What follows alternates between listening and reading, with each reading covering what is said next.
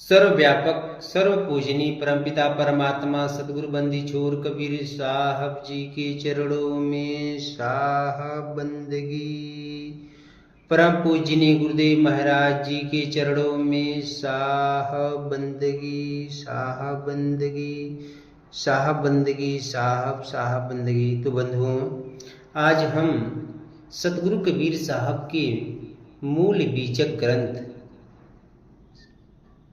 के शब्द प्रकरण से शब्द नंबर 5 का अर्थ बताएंगे कि इसमें साहिब इस जीव को क्या बता रहे हैं जो पूरा संसार इस भ्रम में भूल गया है, भ्रम में पड़ा है, उसको कैसे साहिब सही मार्ग पर लाने का उपाय बता रहे हैं। तो बंधुओं, इस वीडियो को शुरू से लेकर लास्ट तक सुनिएगा, तब आप लोग के समझ में आ जाएगा कि साहिब का क्या कहना है, साहिब क्यों शब्द नंबर 5 में इस जीव को चेताए हैं, बताए हैं, सही मार्ग बताए हैं।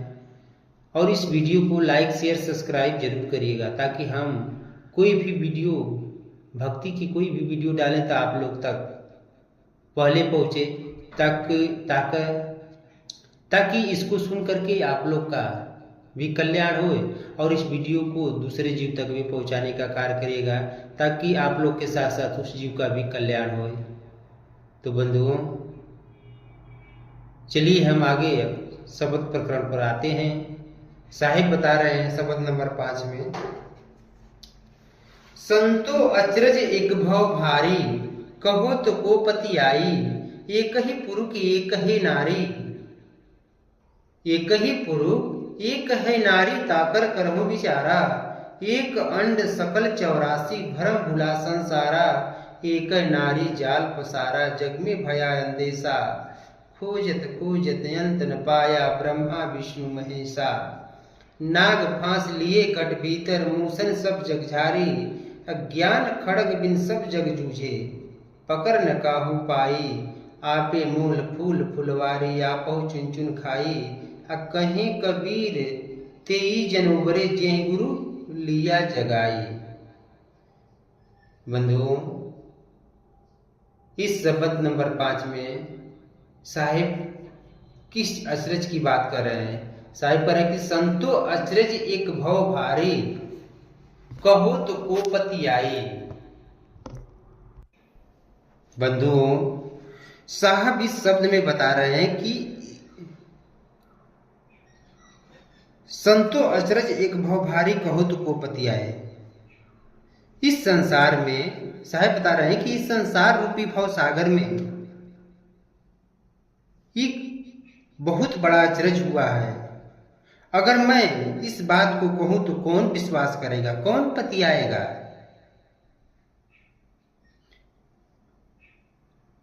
अगर मैं इस अचरज को बताऊं तो इस अचरज पर कौन विश्वास करेगा, कौन इसको पति आएगा। एक ही पुरुष एक ही नारी, ताकर करहूं विचारा। एक ही पुरुष, कौन पुरुष है? निरंजन ब्रह्म। एक ही पुरुष निरंजन ब्रह्म तथा एक ही नारी आद्या इस संसार का विस्तार किया, इस संसार का प्रसार किया। इस जो 3 लोक का ब्रह्मांड है इसका निर्माण किया कौन? निरंजन और एक नारी जो आद्या है। इस संसार का पूरा विस्तार कर दिया। पहले बंधुओं, लोग विचार करिए कि किस समय की बात है यह। जब निरंजन परमात्मा के देश से आए तो जो आप लोग चांद, सूरज, आकाश, तारा, धरती आप लोग जो देख रहे हैं ना, ये निरंजन ब्रह्म है जो सर्वप्रथम आत्मा परमात्मा के देश से यही आए हैं। और उन्हीं से, उसी निरंजन ब्रह्म की इच्छा से, उसी निरंजन ब्रह्म की इच्छा से उनके शरीर के अंदर आद्या, जिसको लोग गायत्री भी कहते हैं, उस आद्या ने प्रकट हुई। ये निरंजन ब्रह्म उनको प्रकट किए, आद्या को, और उसी से ब्रह्मा विष्णु महेश, और फिर उसी निरंजन और आद्या से 4 खान 84 लाख योनियां बन गई। बंधुओं, ये कितनी अचरज की बात है। इसी अचरज की बात को साहब कह रहे हैं कि अगर मैं इस बात को बताऊं तो लोग कौन बतियाएगा, कौन इस पर विश्वास करेगा। बंधुओं, अगर इस बात को आप लोग को विस्तार से जानना है तो मैं रामायणी नंबर 1 और रामायणी नंबर 2 का अर्थ बता चुका हूं। उसको विस्तार से मैं बताया हूं। उसको आप लोग देख लीजिएगा, उस वीडियो को सुन लीजिएगा, उसको पढ़ लीजिएगा, तब आप लोग इसके बारे में विस्तार से जान जाएंगे कि आद्या और निरंजन के बारे में, ब्रह्मा विष्णु महेश और 4,84,00,000 कहानी जो है ये विस्तार से उसमें बताया गया है। तो चलिए हम आगे बता रहे हैं।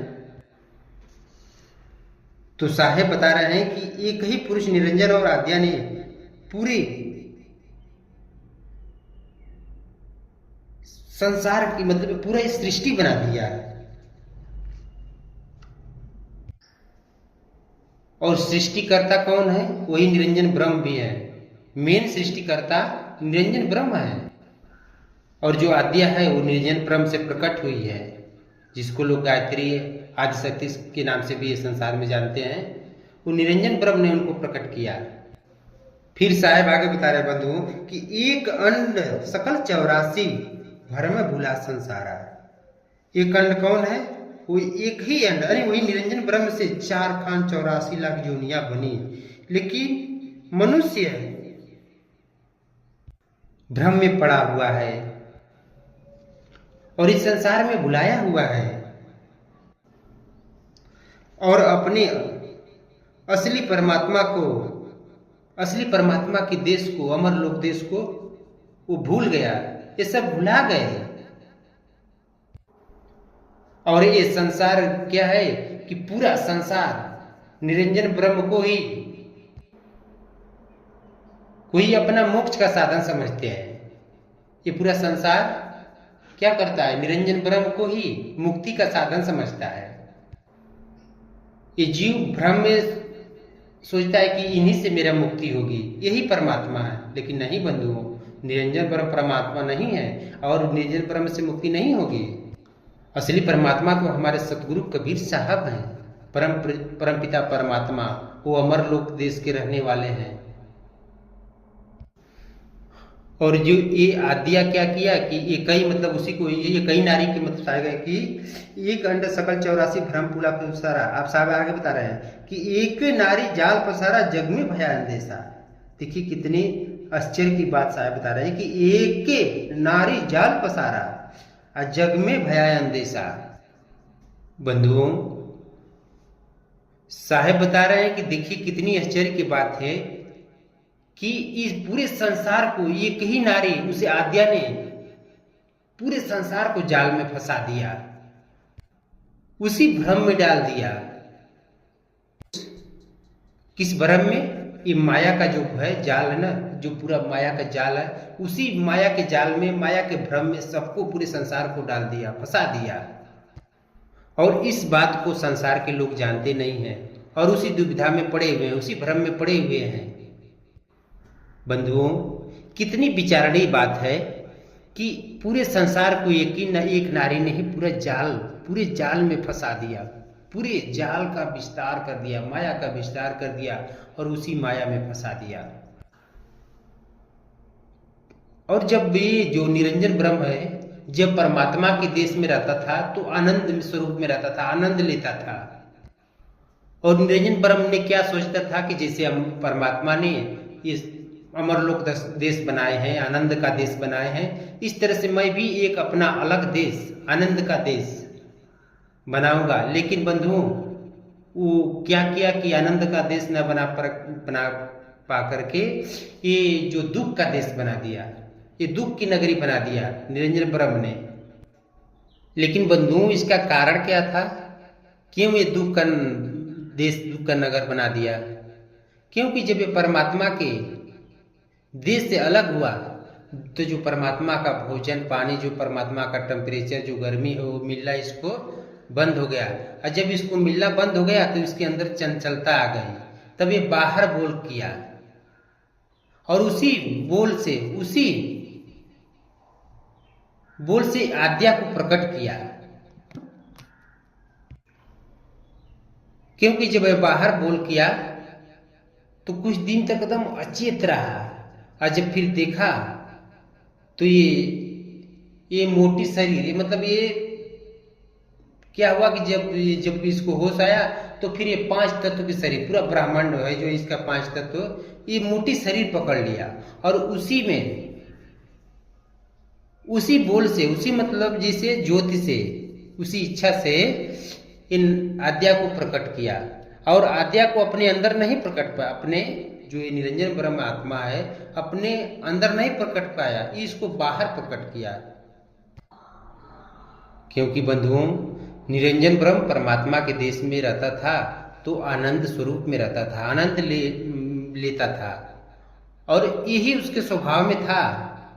तो इसी स्वभाव की वजह से वो व्यक्ति ने ऐसा किया, वो निरंजन ब्रह्म ने ऐसा किया, ऐसा निर्माण किया कि वहां भी हमको सुख मिलेगा, आनंद मिलेगा।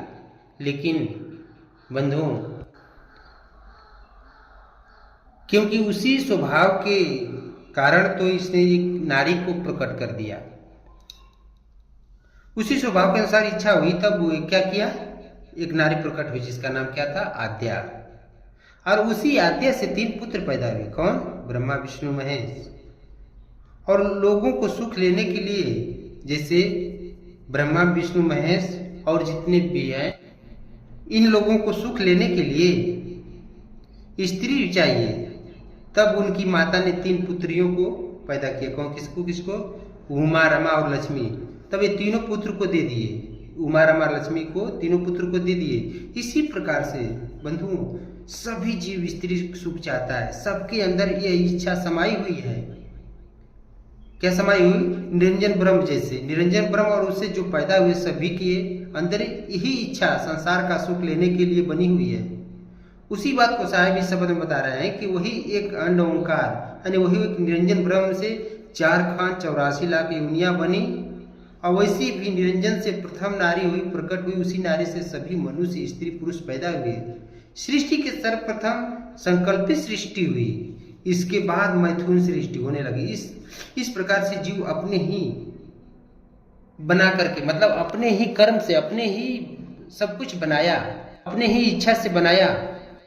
जो भी संसार में जाल रचा, अपने इच्छा से अपने ही बनाया, और उसी जाल में फंस गया, उसी माया में फंस गया। लेकिन इस बात को नहीं जान पाया बंधु। फिर साहिब आगे बता रहे हैं कि खोजत खोजत अंत न पाया ब्रह्मा विष्णु महेशा। और ये लोग क्या हुए कि पूरा मतलब खोजते खोजते अंत ना पा, मतलब इनको अंत नहीं पा पाए। जो ब्रह्मा विष्णु महेश है, खोजते खोजते हार गए, लेकिन परमात्मा का अंत नहीं मिला, इनको भेद नहीं मिला, इनको परमात्मा का स्वरूप नहीं मिला। बंधुओं, ब्रह्मा विष्णु महेश भी खोजते खोजते नहीं जान पाए कि सृष्टि कैसे बनी, इस सृष्टि का निर्माण कैसे हुआ, और ये जीव कहाँ से आया और कैसे फंस गया, एवं किस प्रकार से भवसागर के दुख से निकलेगा। इस बात को ब्रह्मा विष्णु महेश इस बात को नहीं जान पाया, इसका अंत को नहीं जान पाया।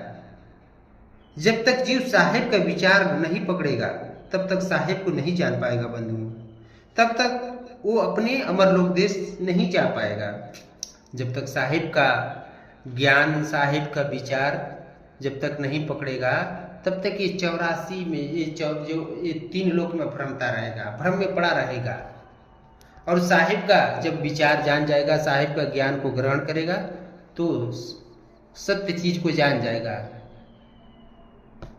और जब सत्य चीज को जान जाएगा, साहिब के असली मार्ग को जान जाएगा, तो वो अमरलोक देश जाएगा और 84 से जन्म मरण से बच जाएगा। फिर साहिब बंधु आगे बता रहे हैं, नाग फांस लिए घट भीतर मूसन सब जग झारी, अज्ञान खड़क बिन सब जग जूझे पकड़ न काहू पाए। साहिब बोल रहे हैं 5वां सब 6ठी लाइन में कि नाग फांस लिए घट भीतर मूसन सब जग झारे। बंधुओं, साहिब का इसमें क्या, इस मनुष्य के बारे में क्या कहना है, क्या कह रहे हैं? साहिब कह रहे हैं कि इस मनुष्य के अंदर 5 सुख लेने की इच्छा संसार में समाई हुई है। संसार में हमेशा इसके अंदर ये 5 सुख जो है ना, इसके अंदर ये लिप्त है, हमेशा 24 घंटा इच्छा बनी हुई है। यदि इच्छा पूरे संसार की, यही इच्छा पूरे संसार के जीव को लूट रही है, मतलब ये ठग रही है, लूट रही है, ये खा रही है। हर मनुष्य को संसार में सुख लेने की इच्छा समाई हुई है बंधुओं। उसी को शायद बता रहे हैं, क्या बता रहे हैं कि नाक फांस लिए कट भीतर मूसन सब जग झारी। कह रहे हैं कि नाक फांस की तरह ये इच्छा भीतर मन में समाई हुई है और पूरे संसार को खा रही है। बिना ज्ञान का सब संसार के मनुष्य जूझ रहे हैं, उसी में लड़ रहे हैं, इसलिए कोई पकड़ नहीं पा रहा है बंधुओं। जैसे हम तलवार से युद्ध करते हैं तो किसी शत्रु को अगर मारना होता है तो हमें वहां सफलता मिल जाती है। इसी तरह से बंधुओं, जब तक हम सतगुरु कबीर साहब असली परमात्मा को, जो असली मेरे परमात्मा कौन है, सतगुरु कबीर साहब, जब तक उनके ज्ञान को नहीं जान पाएंगे तब तक हमें सफलता नहीं मिलेगी। जिस तरह से जीव अगर बिना तलवार का कहीं लड़ाई करता है, बिना हथियार का लड़ाई करता है तो उसको असफलता मिलती है। इसी तरह से परमात्मा रूपी परमात्मा का जो ज्ञान है, अगर उसको लेकर जो परमात्मा की भक्ति करेगा, परमात्मा के ज्ञान को जाने का, तब तो ये 3 लोक में उसकी सफलता मिलेगी और इससे तब इस माया से, इस जाल फांस से अलग होगा, तब इस माया के फांस को काटेगा, नहीं तो इसको सफलता मिलने वाली नहीं है। जिस तरह से बिना शस्त्र का ये जीव संसार में लड़ता है तो परास्त होता है और मारा जाता है, इसी तरह से 84 में काल से मारा जाएगा अगर परमात्मा का ज्ञान लेकर भक्ति नहीं करेगा, परमात्मा के ज्ञान को नहीं जानेगा। तो उसी बात को साहिब कर रहे हैं कि नाक फांस लिए घट भीतर मूसन सब जग झारे। जब तक ये जीव सदगुरु कबीर साहब का ज्ञान नहीं लेगा तब तक इस भवसागर से पार नहीं होगा, क्योंकि जहां से जीव आया है उस देश को भूल गया है। क्यों भूल गया है कि जब ब्रह्म परमात्मा के देश से अलग हुए तो परमात्मा का भोजन और टेम्परेचर न मिलने से अचेत हो गए और बहुत समय तक अचेत रहे। जब उनकी सूरत जागृत हुई और तब वो शरीर बना लिए तो उनको आत्मस्वरूप और परमात्मा का देश दोनों, ये दोनों जो अवस्था है ना, दोनों अवस्था को वो भूल गए और वही भूल सभी जीव में आ गई। इसको विस्तार से साहिब 115वें शब्द में बताए हैं। जो 115वें शब्द है उसमें इसको विस्तार से हम बताएंगे बंधुओं। इसलिए निरंजन ब्रह्म और निरंजन से जितने पैदा हुए बंधुओं, वे सभी आत्मा परमात्मा को भूल गए और उस देश की बात सदगुरु कबीर साहब हर जुगों जुगों में आकर के जीव को चेताए हैं। हर जुगों में आकर के चेता रहे हैं। जो मनुष्य उनकी बात मान रहा है उसको अमरलोक देश ले जा रहे हैं और जो नहीं मान रहा है जन्म मरण का दुख पा रहा है। उसी को साहब बता रहा है कि जब तक मनुष्य हमारे विचार को नहीं पकड़ेगा, हमारे विचार को नहीं जानेगा, हमारे विचारों को, हमारे ज्ञानों को नहीं ग्रहण करेगा, तब तक हमारे यहाँ नहीं पहुंच पाएगा। हमारा जो अमरलोक देश है वहां नहीं जा पाएगा। और ये मनुष्य क्या करता है कि अपने बुद्धि, अपना दिमाग लगाता है और बिना ज्ञान का यह मनुष्य माया से निकलना चाहता है तो कैसे निकलेगा। इसलिए मनुष्य आत्मा परमात्मा को नहीं जान पाया और न जान पा रहा है। और कब तक नहीं जान पाएगा कि जब तक परमात्मा को ज्ञान को नहीं पकड़ेगा तब तक नहीं वो जान पाएगा बंधुओं। उसी को साहिब कह रहे हैं कि ज्ञान खड़क बिन सब जग जूझे पकड़ न काहू पाई। और सही भेद को वो पकड़ नहीं पा रहा है, सच्ची बात को वो जान नहीं पा रहा है, इसलिए 84 में भ्रम रहा है। अब साहिब आगे बता रहे हैं कि आपे मूल फूल फुलवारी आपहु चुन चुन खाई, कहें कबीर साहब ते जन उबरे जेह गुरु लिया जगाई। क्या करें साहेब कि आपे मूल फूल फुलवारी आपहु चुन चुन खाई, कहें कबीर ते जन उबरे जेह गुरु लिया जगाई। कितनी अचरज की बात साहब बता रहे हैं बंधुओं। साहिब इस लास्ट पंक्ति में बता रहे हैं शब्द के लास्ट लाइन में कि ये मनुष्य क्या कर रहे हैं कि आपे मूल फूल फुलवारी आपो चुन चुन खाई। ये मनुष्य क्या करता है कि अपने ही फुलवारी लगाता है, यानी अपनी ही स्त्री से सगाई करता है, बेटी बेटा जन्माता है, घर मकान जगह जमीन द्वार बनाता है, महल घोड़ा गाली बंगला ये सब बनाता है, और इसी सब का सुख लेने में अपना पूरा जीवन खो देता है, पूरा जीवन ही उसका समाप्त हो जाता है।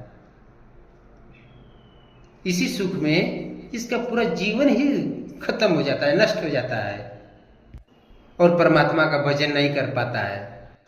और बंधुओं, ये जीव, ये मनुष्य इस संसार से तभी उभरेगा, तभी बचेगा जब परमात्मा का ज्ञान लेकर परमात्मा का सच्ची भक्ति करेगा,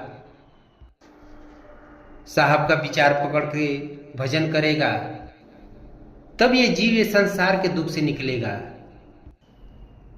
साहिब इसीलिए क्या कर रहे हैं कि कहें कबीर तेई जन उबरे जे गुरु लिया जगाए, करे कि वही जीव उबर सकता है,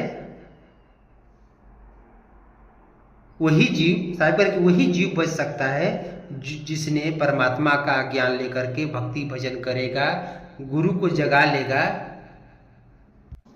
और जिस पर सतगुरु साहब की कृपा होगी वही उसी जीव को सतगुरु साहब जगाएंगे, उसी को पार करेंगे, वही बच सकता है। जिसने गुरु को जगा लिया, गुरु के शरण में चला गया, वही जीव इस संसार के भवसागर से पार हो सकता है। लेकिन बंधुओं ने अगर दूसरा अपने मन बुद्धि से अगर ये चाहेगा तो ये पार नहीं होगा। फिर साहिब इस बंधुओं साहिब का कहने का भाव है कि तुम संसार के सुख को छोड़ करके सतगुरु के शरण में जा करके सतगुरु के विचार को पकड़ करके, जैसे सतगुरु के विचार का जो संत होते हैं उनका विचार पकड़ करके अपने सतलोक देश को चले जाओ, नहीं तो तुम्हें दूसरे कहीं जगह ठौर नहीं है। जो साहिब का भक्ति और साधक हैं, जो गुरु हैं, जो परमात्मा के विचार पर चलते हैं, उनके भजन करते हैं, उनकी साधना करते हैं, उनकी शरण में तू जाओ और उनसे ज्ञान लेकर के परमात्मा का, सतगुरु कबीर साहब का विचार पकड़ करके भक्ति भजन करके तू अपने सतलोक, जो ये अमरलोक है, सतलोक देश है, तुम उसमें उसे चले जाओ वहाँ, नहीं तो बकिया तुम्हें संसार में कहीं ठौर नहीं मिलेगा। नहीं तो अगर ये बात तुम इस साहिब के ज्ञान को नहीं पकड़ोगे, नहीं जाओगे, तो फिर ये 84 में चक्कर लगाते रहोगे, संसार में भ्रम में पड़े रहोगे, भुलाए रहोगे। तो इसलिए बंधुओं, साहिब का कहना है कि तुम मेरे ज्ञान को पकड़ करके असली भक्ति भजन, सच्ची भक्ति, सच्ची साधना करके तू अमरलोक देश को चले जाओ, ताकि तुम्हारे दुखों का हर तरह से छुटकारा हो जाए। तुम आनंद ही आनंद लो, आनंद में है, तुम आनंद स्वरूप में हो जाओ, ताकि तुम्हें फिर किसी प्रकार का दुख न मिले। तो बंधुओं, इसी शब्दों के साथ मैं अपने वाणी को विराम देता हूँ। बोलिए परमपिता परमात्मा सतगुरु बंदी छोर कबीर साहब जी के चरणों में साहब बंदगी, परम पूजनीय गुरुदेव महाराज जी के चरणों में साहब बंदगी, साहब बंदगी, साहब।